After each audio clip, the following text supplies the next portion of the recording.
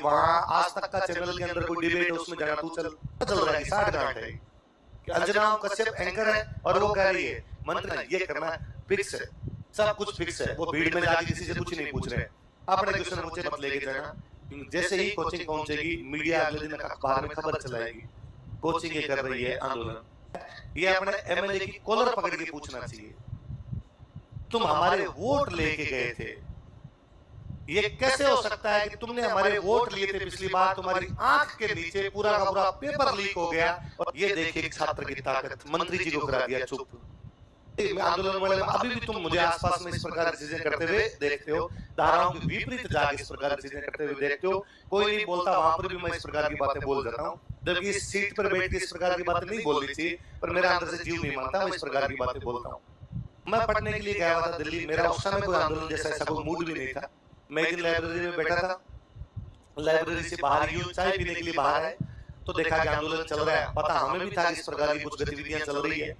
वहां खड़े थे, अपना कोई स्टूडेंट वहां भीड़ के अंदर था। वहां उस दिन आंदोलन में यह चल रहा था कि अलग अलग भाषा के लोग आके बोलेंगे। कारण ये था कि वो आंदोलन यूपी बिहार के लोगों का आंदोलन था और ऐसी मीडिया ने ऐसा कुछ बना दिया था कि Hindi medium versus English medium. बात भी सही है, यूपी बिहार वाले सारे हिंदी मीडियम के पास ज्यादा इंग्लिश मीडियम वाले हो रहे थे तो आंदोलन था।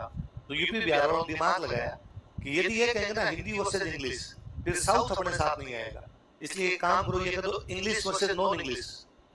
तो नॉन इंग्लिश में तो कन्नड़ भी आती है, तमिल तेलुगु भी आती है, पंजाबी मराठी भी आती है, तो ये लोग भी अपने साथ आ जाएंगे। तो उन्होंने एक दिन कहा कि हम सारे लोग जो हैं वो आंदोलन करेंगे, सॉरी अलग अलग भाषाओं के अंदर बोल के अपनी बातें बताएंगे।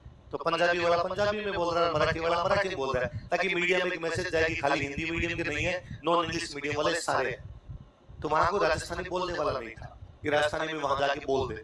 दो कारण है, स्टेज पे जाके बोलना भी तो बड़ा अजीब सा होता है, अपने को आती है स्टेज पे जाके नहीं बोला जाता, शर्म भी होती है, कई लोग क्यों बोले अपने। एक इस स्टूडेंट ने मुझे खड़ा देखा तो वो मेरे से बिना पूछे मेरा नाम लिखवा के आ गया और उसने नीचे आके उसी दिन मिला। दिल्ली इतनी बड़ी कौन किससे मिले, वो बार मिला, सर नमस्कार, अरे तू यहाँ क्या करता है, अरे सर मैं आपके पहले से रह रहा हूँ और सर मैंने ना भी आपका नाम लिखवा दिया, 5 मिनट बाद आपका नाम लेंगे, क्यों लिखवाया मेरा नाम तूने। अरे सर वो राजस्थानी बोलने वाला कोई नहीं था, मुझे बड़ा अजीब लग रहा था कि इसको राजस्थानी बोलने पता, मुझे आती है पर मेरे से वहां जाके बोला नहीं जाता, आपको आती भी है, आप बोलना भी जानते हो तो बोलो ना ऊपर जाके। मैं मरे हुए मन से ऊपर गया तो वहां जो एंकर महोदय खड़े थे उन्होंने जाते ही कहा कि देख लाइन लगी हुई है हमारे पास लोगों की बोलने वाला, माइक बंद करके धीरे से, ये लोग हैं इसलिए ये नहीं होता कि माइक लेते आदमी लगता मैं नेता हूं, आधे घंटे छोड़ता ही नहीं। उन्होंने कहा टाइम है 2 मिनट का, 2 मिनट में बोल फटाफट उतर। आपने तो वैसे नहीं बोलना था। मैंने कहा भाई 1.5 मिनट में खत्म कर देंगे, क्यों चिंता करता है। मैं लिया माइक लेते अपने पहले बोली एंकर महोदय ने कहा कि 2 मिनट में समाप्त करनी है, मैं आपकी बात को 1 मिनट 40 सेकंड में समाप्त करूंगा। सिंपल सा एग्जांपल दिया। मैं को भाषा से क्या प्रभाव पड़ता है कि राजीव गांधी देश के प्रधानमंत्री थे, हमारे नागौर आए हुए थे, नागौर में किसान ने खड़े होकर उनसे पूछा कि सर जो लाल मिर्च है वो लाल मिर्च जो मार्केट से हम लेके आते हैं वो तो मिलती है महंगी, हम जब हरी मिर्च उगाते हैं वो जब मार्केट में बेचते हैं वो मिलती है सस्ती, ऐसा क्यों है। और मैं प्रधानमंत्री जी को इन बातों का पता नहीं था। उन्होंने कहा तुम हरी उगाती क्यों लाल उगा लिया करो। तो जब व्यक्ति को जानकारी नहीं होती गांव की तो कभी भी ढंग से काम नहीं कर पाता। इसलिए आईएएस में भी ऐसे लोग भी आने चाहिए, केवल इंग्लिश मीडियम वाले लोग भी नहीं आने चाहिए क्योंकि उनको काम गांव में जा करना पड़ेगा। होगी 1.5 मिनट, मैंने कहा बाय बाय।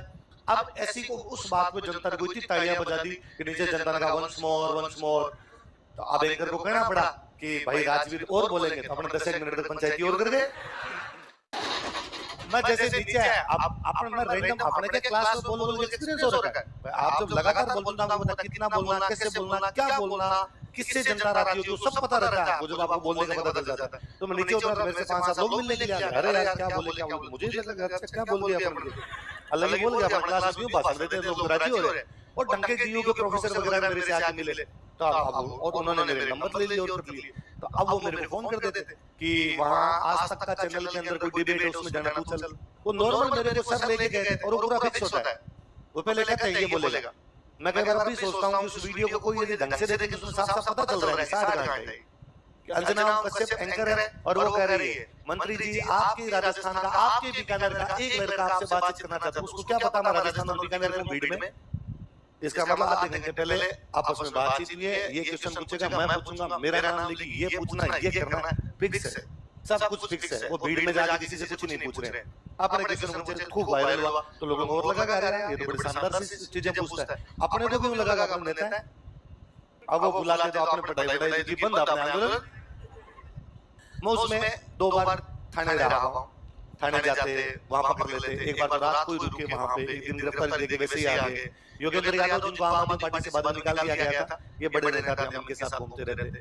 जब आप आंदोलन में रहते हो तब आपको हमेशा लगता है कि नहीं हम सरकार को झुका देंगे, हम सरकार को मना लेंगे, सरकार हमारी बातें मानेगी। हमारी एक सिंपल सी मांग थी कि सी-सेट का जो पेपर है उसको क्वालिफाई किया जाए, लेकिन सरकार ने नहीं किया। उल्टा सरकार ने लाठीचार्ज किए। मतलब एक दिन तो मुखर्जी नगर जो इलाका है जहाँ स्टूडेंट ज्यादा रहते हैं, हम मैं तो यूं बाहर वजीराबाद की तरफ रहा करते थे। मुखर्जी नगर जहाँ भीड़ भाड़ का इलाका ज्यादा है, वहां पे पीजी से लड़कियों तक को निकाल के और पुलिस ने पीट दिया। क्योंकि घरों में ज्यादा पूछा था कितने स्टूडेंट बाहर निकल, कितने स्टूडेंट बाहर निकल। हुआ क्या था, कोई रैली, कोई स्टूडेंट रैली निकाल रहे थे और एक किसी स्टूडेंट ने खाली बोतल पुलिस वालों को फेंक दी थी। तो पुलिस वाले कह रहे तो पथराव कर रहे हैं, बोतलें फेंक रहे हैं और पुलिस ने ढंग से एकदम लाठीचार्ज कर दिया था वहां पर। मतलब लाठीचार्ज झेले।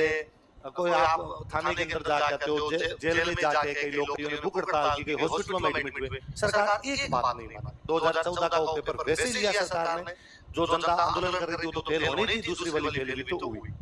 2015 में सरकार ने वो सारी मांगी बिना आंदोलन के मांगी, कोई आंदोलन नहीं किया और सारी सारी बात मान ली। तब मैं जो तुम्हारे 23-24 साल का था तो मुझे लगता है यार पिछले साल क्यों नहीं मानी। उल्टा लोकतंत्र तो ये कहता है कि जनता की मांग यदि उस टाइम यदि सरकार मान लेती तो अपने कितने नारे लगा देते। 10,000 लोग सड़कों पे खड़े होकर मोदी जी जिंदाबाद, हमने मांग रखी और मांग रखी, हमारी बातें मान। ये होता है नेता, ये होती है डेमोक्रेसी, जनता के अनुसार चलती है। तब तो यार उन्होंने अपने को गट मार मार के घर भेजा और 15 में अपने आंदोलन नहीं कर रहे थे तो भी कर दिए। फिर धीरे धीरे बातें छन छन के सामने आई कि 2014 में सरकार के पास में रिपोर्ट थी कि आंदोलन जो लड़के कर रहे हैं हिंदी मीडियम के कोचिंग वाले करवा रहे हैं। ये कोचिंग वाला आंदोलन है, स्टूडेंट्स का आंदोलन नहीं। बात भी सच्ची थी, पैसे तो मिले थे, वरना इतना बड़ा आंदोलन चले तो स्टूडेंट कहां से लाए, स्टूडेंट पैसे कहां से लाए, पैसे तो मिले थे। इसलिए सरकार ने बंद नहीं किया। सरकार को लगा कोचिंग वाले कौन होते हैं बेक्रमण, इसलिए कोचिंग वाले को कुछ चुका देंगे। कोचिंग वाले स्टूडेंट भेजते हैं, बेस फ्री किया कि जाओ आंदोलन कर लो, हम तुम्हें ये देंगे, हम तुम्हें वो देंगे, कोरोना का लगा दी। 2015 में सरकार का मांग तो स्टूडेंट से ही थी, कोचिंग वालों को नहीं इस बार कर दो। इसलिए मैं पुनः कहूंगा, मैं तन मन धन से तेरे साथ जहां आंदोलन करे वहां सब कुछ, पर फिर भी मुझे मत लेके जाना, क्योंकि मैं नहीं किसी भी कोचिंग वाले को मत लेके जाना। जैसे ही कोचिंग पहुंचेगी मीडिया अगले दिन अखबार में खबर चलाएगी कोचिंग क्या कर रही है आंदोलन, ये करवाते हैं पेपर लीक, एक एग्जाम होगा तो संभावना बढ़ेगी ज्यादा, आरपीसी करती है सुधार, कोचिंग की अड़ंगे। तेरी बात कोई नहीं सुनता। सरकार गलत है,